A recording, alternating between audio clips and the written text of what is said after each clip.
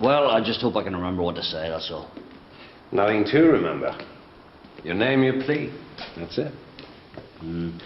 I suppose I can manage that. Of course you can. Just relax. Let me do the talking. That's what I'm paid for. You see, that's very easy for you to say, John, isn't it, eh? If things go wrong for me... Now, Mr. MacDonald, I had a similar case last year. Yeah, you told me. Well, it's the same deal. Strong mitigating circumstances, a willing confession. If everything goes to plan, we should be looking at a similar result. So you reckon 12 months? I do. Now, nothing is ever certain, but that's my professional opinion. 12 months. 3 months off for time already served. Right then. Let's hope that your man on the bench agrees with you, eh?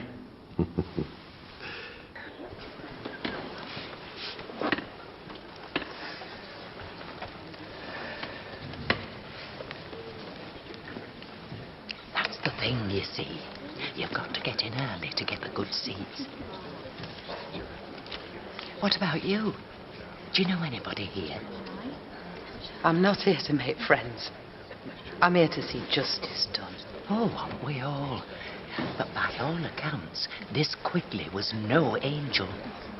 Just another one of those druggies, apparently. No, he wasn't. Gerald was my boy. My son. And that McDonald killed him. You're right. I'll just be glad when this is over.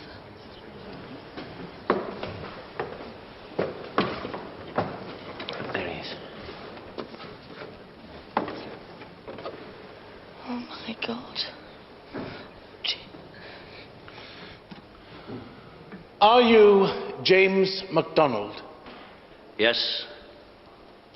The particulars of the offence are that you, James McDonald, on the 9th day of September 2000, did unlawfully kill Gerald Francis Quigley. How do you plead? Guilty or not guilty? Guilty. The defendant set out from the hospital with one aim in mind: to find Gerald Quigley and retaliate for his son's beating. The defendant set about the victim with such violence that he later died of his injuries. If I may refer your lordship to the pathologist's report. These injuries included a punctured lung caused by a broken rib and a ruptured spleen. Clearly not the result of a heavy-handed clip round the ear, but a sustained and vicious attack. Furthermore, after the attack, Mr. MacDonald showed no remorse. He made no attempt to seek medical assistance from Mr. Quigley. Indeed, he simply walked away. Now, whilst the prosecution accepts that you may not have intended to kill the victim, it was nevertheless a violent and unlawful assault, the consequences of which were fatal. In other words, manslaughter.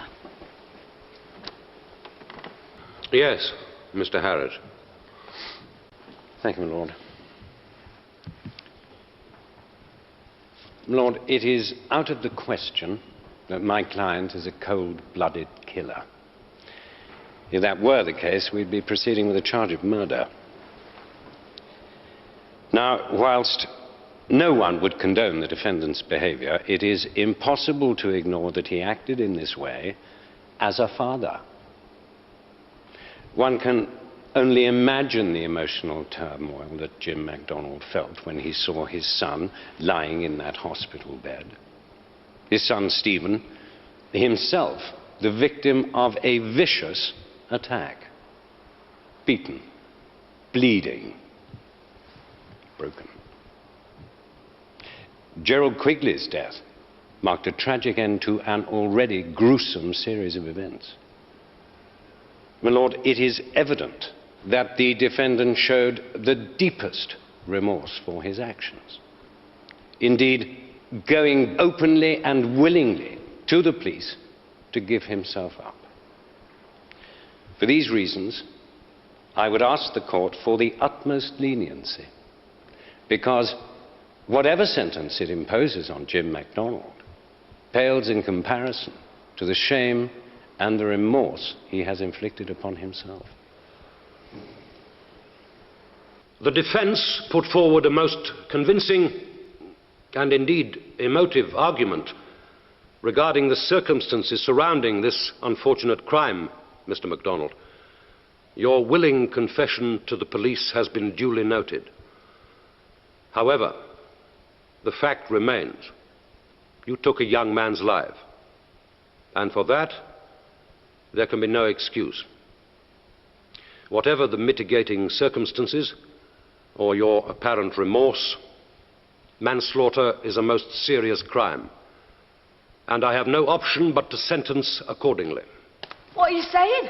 Mum, it's all right. Just sit down. Les, it's all right. By your violent assault on Gerald Quigley, you are guilty of taking the law into your own hands.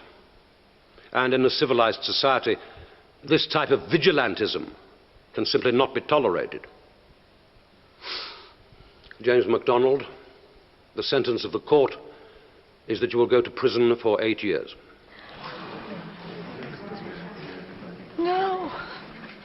No, you can't. 8 years? He should get life for what he's done. He killed my son. You can't. I don't believe this. 8 years.